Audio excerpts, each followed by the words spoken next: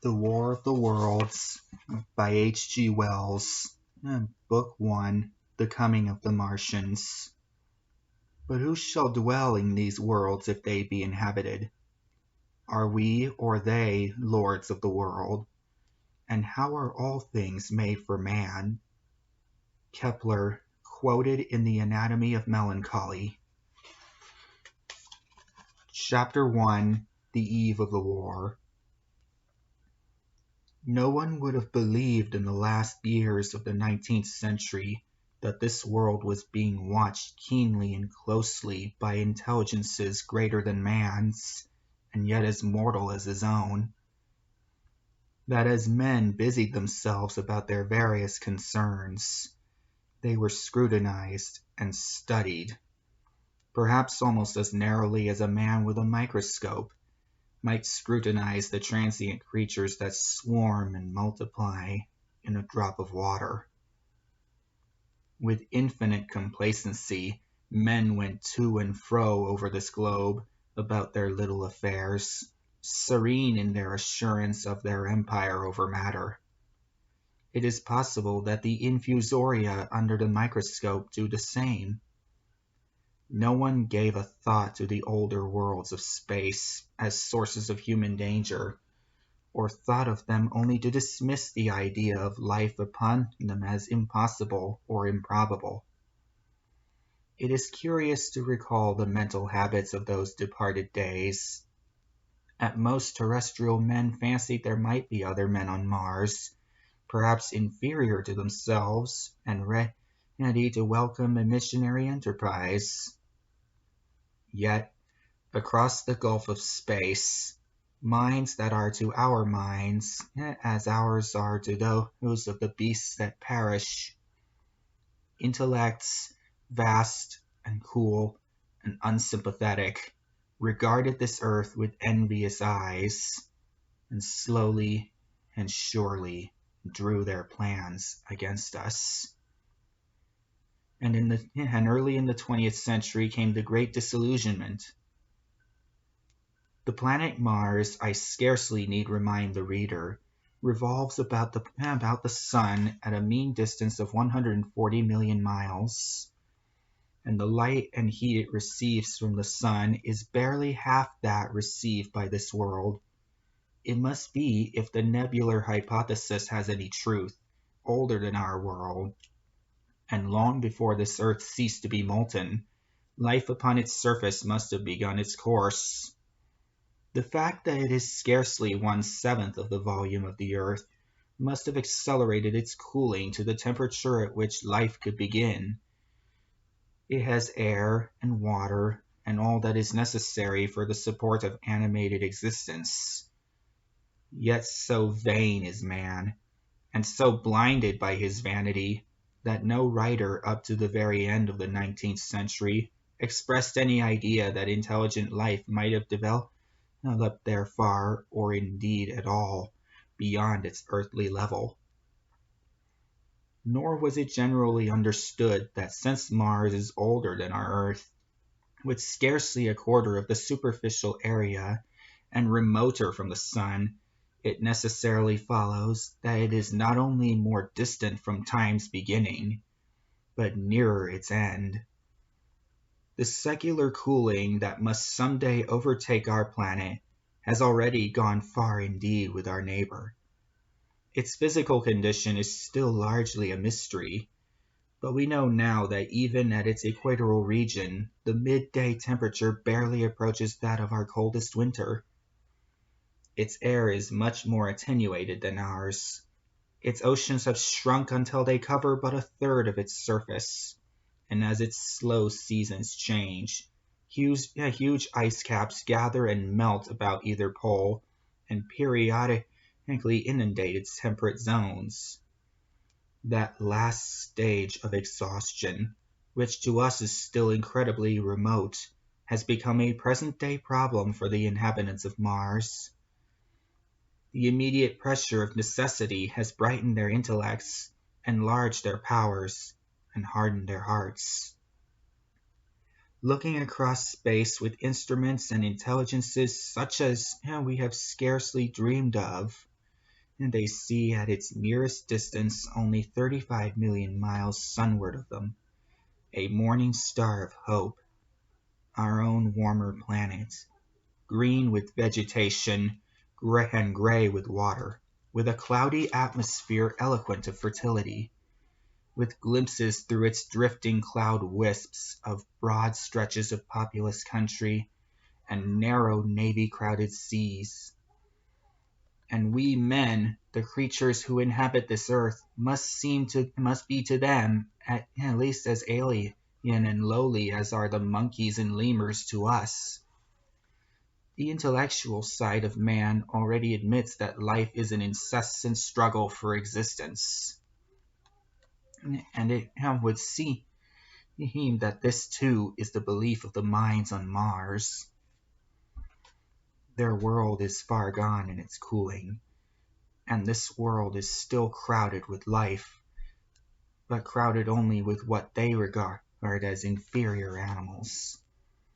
To carry warfare sunward is indeed their only escape from the destruction that generation after generation creeps upon them.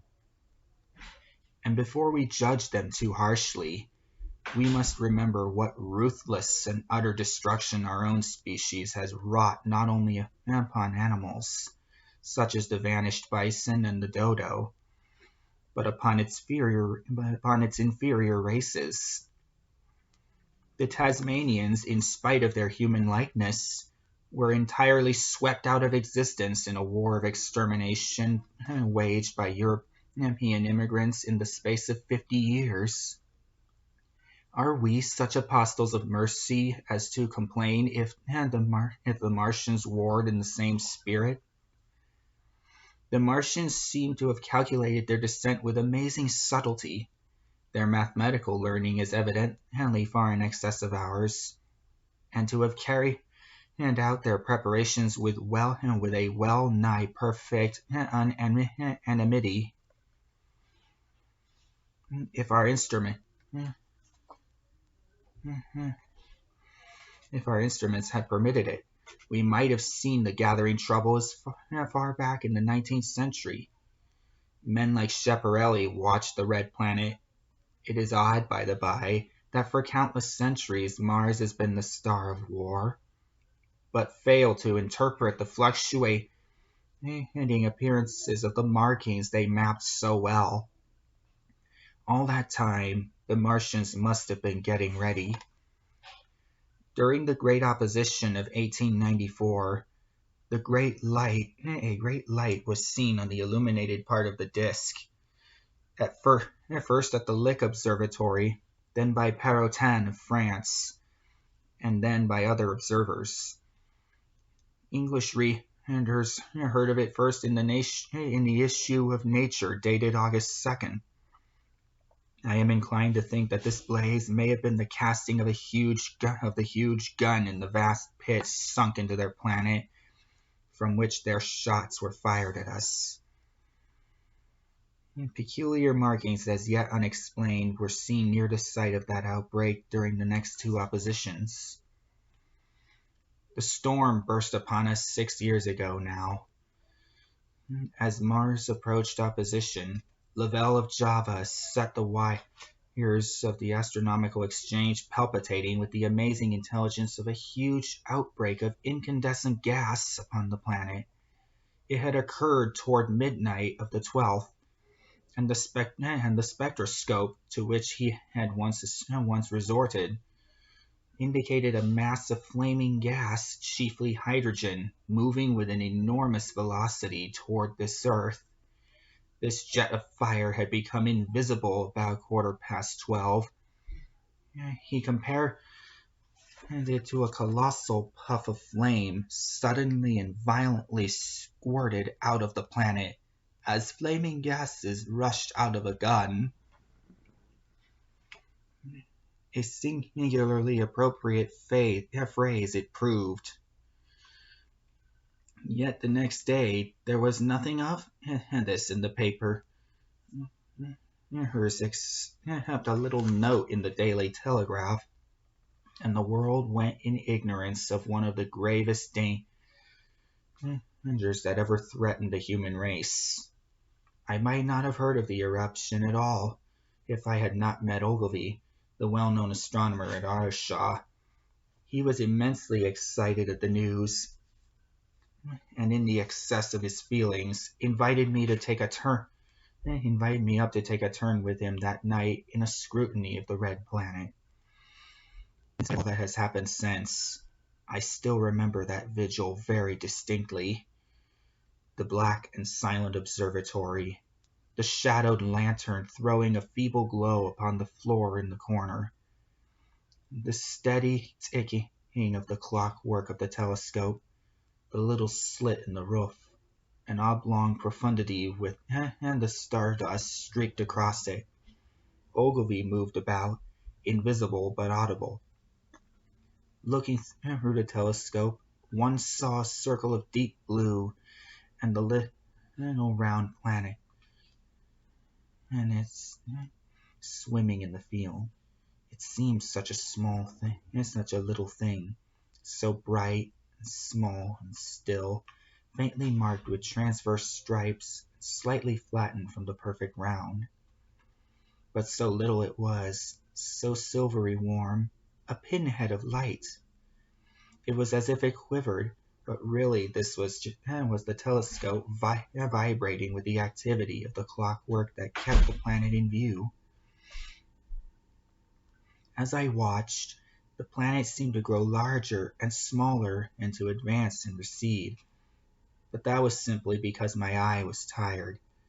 40 million miles it was from us, more than 40 million miles of void. Few people realize the immensity of vacancy in which the dust of the material universe swims. Near it in the field, I remember, were 3 faint points of light, 3 telescopic stars infinitely remote. And all around it was the unfathomable darkness of empty space. You know how that blackness looks on a frosty starlight night. In a telescope it seems far profounder, and invisible to me because it was so remote and small, flying swiftly and steadily toward me across that incredible distance, drawing nearer every minute by so many thousands of miles, came the thing they were sending us, the thing that was to bring so much struggle and calamity and death to the earth. I never dreamed of it then as I watched. No one on earth dreamed of that unerring missile. That night, too, there was another jetting out of gas from the distant planet. I saw it, a reddish flash at the edge, the slightest projection of the outline just as the chronometer struck midnight. And at that I told Ogilvy, and he took my place.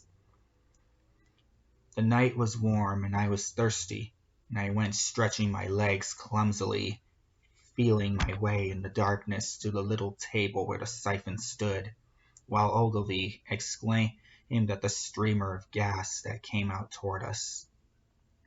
That night another invisible missile started on its way to the Earth from Mars, just a second or so under 24 hours after the first one. I remember how I sat on the table there in the blackness with patches of green and crimson swimming before my eyes. I wished I had a light to smoke by, little suspecting the meaning of the minute gleam I had seen, and all that would soon bring me. Ogilvy watched till 1, and then gave it up, and we lit the lantern and walked over to his house. Down below in the darkness were Ottershaw and Chertsey, and all their hundreds of people sleeping in peace. He was full of speculation that night about the condition of Mars, and scoffed at the vulgar idea of its having inhabitants who were signaling us. His idea was that meteorites might be falling in a heavy shower upon the planet, or that a huge volcanic explosion was in progress. He pointed out to me how unlikely Technically, it was that organic evolution had taken the same direction in the two adjacent planets. The chances against anything man-like on Mars are 1,000,000 to 1, he said. Hundreds of observers saw the flame that night, and the night after about midnight, and again the night after, and so for 10 nights. A flame each night. Why the shots ceased after the 10th, no one on Earth has attempted to explain. It may be the gases of the firing had caused the Martians inconvenience. The dense clouds of smoke or dust, visible through a powerful telescope on Earth as little gray fluctuating patches, spread through the clearness of the planet's atmosphere and obscured its more familiar features. Even the daily papers woke up to the disturbances at last, and popular notes appeared here, there, and everywhere concerning the volcanoes on Mars. The serio-comic periodical, I remember, made happy use of it in the political cartoon. And all unsuspected, those missiles the Martians had fired at us drew earthward, rushing now at a pace of many miles a second through the empty gulf of space, hour by hour and day by day, nearer and nearer. It seems to me now almost incredibly wonderful that with that swift fate hanging over us, men could go about their petty concerns as they did. I remember how jubilant Markham was at securing a new photograph of the planet for the illustrated paper he edited in those days. The people in these latter times scarcely realize the abundance and enterprise of our 19th century newspapers. For my own part, I was much occupied in learning to ride the bicycle, and busy on a series of papers discussing the probable developments of moral ideas as civilization progressed. One night, the first missile then could scarcely have been 10 million miles away. I went for a walk with my wife. It was starlight, and I explained the signs of the zodiac to her and pointed out Mars, a bright dot of light creeping zenithward toward which so many telescopes were pointed. It was a warm night. Coming home, a party of excursionists from Chertsey or Isleworth passed us singing and playing music. There were lights in the upper windows of the houses as the people went to bed. From the railway station in the distance came the sound of shunting trains, ringing and rumbling, softened almost into melody by the distance. My wife pointed out to me the brightness of the red, green, and yellow signal lights hanging in the framework against the sky. It seemed so safe and tranquil.